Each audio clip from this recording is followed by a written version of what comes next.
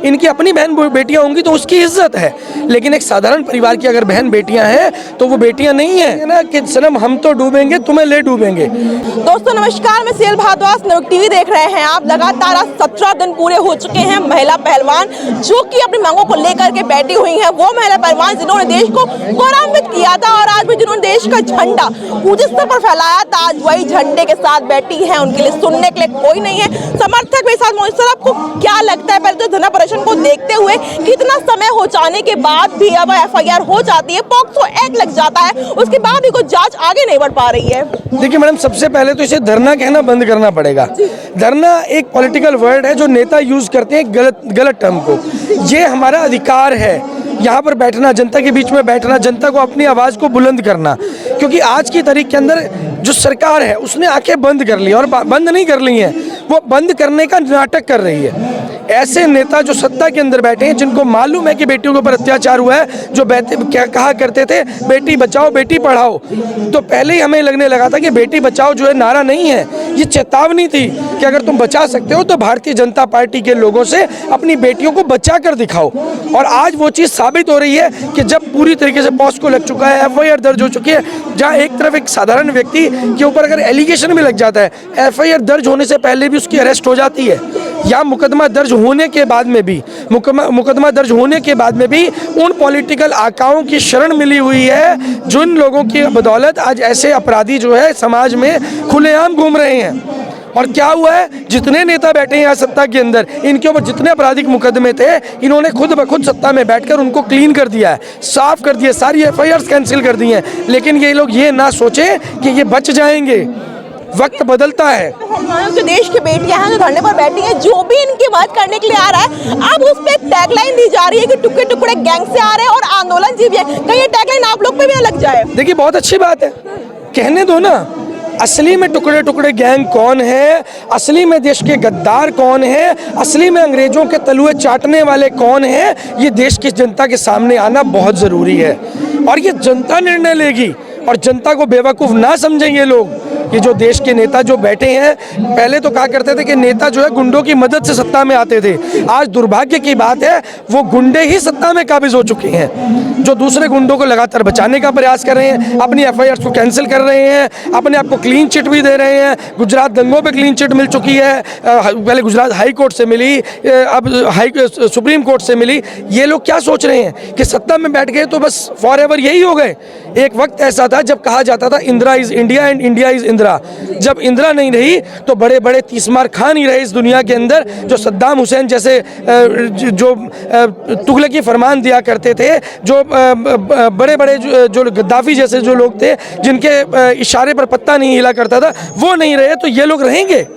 कोई नहीं रहेगा। ये गुमान में बैठे हैं कि जनता इनके नीचे दबी रहेगी। इस देश की जनता आज़ाद है, केवल उस जनता को जागना जरूरी है। एक बार जनता की नींद टूटी नहीं, उसके बाद में ये लोग अपनी औकात पे आ जाएंगे, उसी जगह पहुंच जाएंगे जहां इनकी असली जगह बनती है। क्या लगता है ब्रजभूषण शरण सिंह के पास ऐसी कौन सी ताकत है या पीछे उसके पास कौन है जो उसके पैर वहीं दबे हुए हैं, बैठे हुए हैं, लेकिन वो उस जगह से हिल नहीं पा रहा है, और ना कोई पुलिस की फोर्स उसके पास जा रही है कि कोई सवाल पूछ ले कि उसका बयान, अभी तक बयान भी नहीं हुआ है, पहलवानों का बयान दर्ज हो गया है। तो इतना समय क्यों लग जा रहा है? जब बात बहन बेटियों की आती है तब रात में भी कोई उठ के जब निर्भया काम हुआ तो रात में कोर्ट चल गया था, लेकिन क्या ये देश की बेटियां नहीं है जो इनके लिए कोर्ट ने आगे कदम उठा पा रहा है? देखिए सबसे पहले तो मैं आपको एक चीज स्पष्ट करना चाहूंगा, ये वो बाहुबली हैं। अगर ये अंदर जाएंगे, अगर ये डूबेंगे, कहते हैं ना कि सनम हम तो डूबेंगे तुम्हें ले डूबेंगे, तो ये जब खुद डूबेंगे तो बहुत से बड़े बड़े नेता डूबने वाले हैं, बहुत से बड़े बड़े नेताओं के इसमें नाम आने वाले हैं। और ये खाली या कुश्ती संघ की बात नहीं है, बहुत से ऐसे मेडिकल कॉलेजेस भी हैं जहाँ पर बहनों और बेटियों के साथ में ऐसा हुआ है, बहुत से और भी ऐसे संस्थाएं हैं जहाँ पर ऐसा शोषण हो रहा है, लेकिन वो बहन बेटियाँ किससे जाकर कहें और उनकी सुनवाई कौन करेगा? जैसे कि उनको संत आसाराम कहा जाता था, और आज की तारीख के अंदर वो जेल में बैठे हैं। जब खुलासे हुए तो लगातार एक के बाद एक खुलासे हुए। ऐसे ही जब इन नेताओं का नंबर आएगा तो एक एक करके लाइन लग के नेता भी अंदर जाएंगे, और हमारी बहनें, हमारी बेटियां, अगर हम उनको ये मौका दें कि आपका अगर जो भी आपका बयान होगा उसे अलग से दर्ज किया जाएगा और आपकी इज्जत की रक्षा हम खुद करेंगे। उसके बाद आप देखेंगे बहुत सारी बहन बेटियां बाहर आकर के बताएंगी। फर्क देखा जाए कि क्या देखा जाए कि जब आशाराम बाबू पर जब कोई आरोप लगे थे, पॉक्सो एक्ट लगा था और तुरंत पुलिस आकर उसे गिरफ्तार करके ले गई थी, लेकिन वहीं ब्रजभूषण पर जो एक्ट लगे हुए हैं वो तो वहीं कुर्सी पर बैठा हुआ है, वो तो आराम से इसी गाड़ी में बैठ जाकर जा रहा घूम रहा है। और ये बेटियां हैं धूप में, आंधी है, तूफान है, कप रही है और अपने अन्याय की मांग कर रही है। देखिए आसाराम जो थे वो नेता नहीं थे और आज जिनकी बात हो रही है वो सब लोग एक ही थाली के चट्टे बट्टे हैं। अब इसमें मैं पार्टी की बात नहीं करूंगा, इसमें भाजपाई भी शामिल है, इसमें कांग्रेसी भी शामिल है और लगभग हर पार्टी के हर नेता, क्योंकि जब रेवड़ी बटती है तो सब में नेताओं में बराबर बटती है। अब पहले तो यही सरकार थी, भाजपा वाले ये कहते थे कि जब हम सत्ता में आएंगे तो दामाद जी को जेल में डाल देंगे, डीएलएफ में घोटाला हो गया, 2G में घोटाला हो गया। आज उसके बाद क्या हुआ, मिल बांट के सब सेटल हो गया। ये इनके घर में जाकर आप देखिए क्रॉकरी के सेट 20-20 लाख रुपए की क्रॉकरी सेट में तो ये लोग चाय पीते हैं, 5-5 करोड़ की तो गाड़ी में घूमते हैं। और हम बात करें ये लोग हमारे लिए काम करेंगे, संभव ही नहीं है, ये इन लोगों के लिए काम नहीं करेंगे। हाँ, अगर पॉलिटिकल लाभ मिलना होता तो उनके साथ खड़े होते आकर। अभी 2024 का चुनाव आ रहा है, अभी देखते जाइए वो मौका ढूंढ रहे हैं किस तरीके से इनको अपने फेवर में लेकर के दोबारा से खड़ा किया जाए। ये तो मरे हुए को नहीं छोड़ते। अटल बिहारी वाजपेयी जी के कलश यात्रा निकाली थी, शर्म आनी चाहिए, उनके ऊपर उन्होंने वोट मांगी थी। ये तो हर जगह हर किसी के जीने और मरने को सिर्फ और सिर्फ वोट के साथ जोड़ देते हैं। एक और जिसे देखा जाए तो क्या अगर देखेंगे, एक तरफ है केरल स्टोरी दिखाई गई है कि उससे हमारी बहन बेटियों को जगाने की कोशिश की जा रही है, कह रहे हैं कि उसे देखना चाहिए, बहन बेटियों को देखनी चाहिए। और क्या ये बहन बेटी नहीं है जो न्याय की गुहार कर रही है, जिन्होंने खुद कहा है कि मेरे से यौन उत्पीड़न हुआ है? क्या दोनों में फर्क दिखा जा रहा है? देखिए फर्क क्या है, साधारण घर की बेटी और रईस घराने की बेटी। मोदी जी की भतीजी का अगर पर्स चोरी होता है तो 24 घंटे में बरामद हो जाता है, लेकिन एक आम आदमी की अगर जेब कटती है तो वो FIR पन्नों में दर्ज होकर ही दफन हो जाती है। ऐसे ही इन लोगों ने बहन बेटियों को समझा है, इनकी अपनी बहन बेटियां होंगी तो उसकी इज्जत है, लेकिन एक साधारण परिवार की अगर बहन बेटियां हैं तो वो बेटियां नहीं हैं, इनके लिए बहनें नहीं हैं। दिनेश फोगाट जी भी तो कहा था कि तुम मेरे से आती हो तो मेरी ही बेटी हो, तो आज कहाँ गई वो बेटी? देखिए राजनीतिक लाभ लेना, राजनीति का शिकार बनाना। आज के नेता क्या काम करते हैं, केवल उनका काम है राजनीति का शिकार बनाना।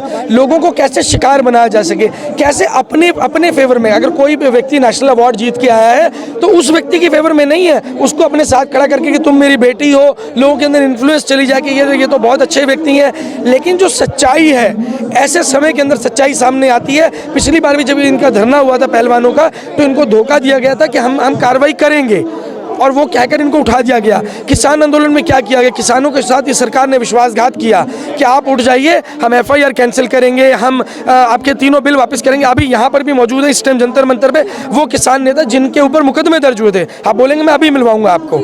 तो सोचिए ऐसे लोग जो आज भी हर 15 दिन में आकर के तारीख भुगत रहे हैं, थाने में आकर अटेंडेंस लगानी पड़ रही है, उनको पैसे खर्च करके आना पड़ता है, जेब में पैसा हो या ना हो उनको आना पड़ता है। तो ये जो सरकार सत्ता में लोग बैठे हैं, ये छल करते हैं जनता के साथ में, जनता को अपना शिकार बनाते हैं। तो जनता को ये तय करना चाहिए कि हम शिकार नहीं बनेंगे, हम राजनीति का हिस्सा बनेंगे, हमें हिस्सा बनना है। कब मिलेगा देश की बेटियों को न्याय? क्या किसान की तरह इनको 13 महीने तक यहीं बैठना पड़ेगा, या हम कहें कि 13 महीने बहुत कम हो जाएंगे, उससे आगे बैठना पड़ेगा? देखते रहिए क्या होता है। फिलहाल के इतना ही, धन्यवाद।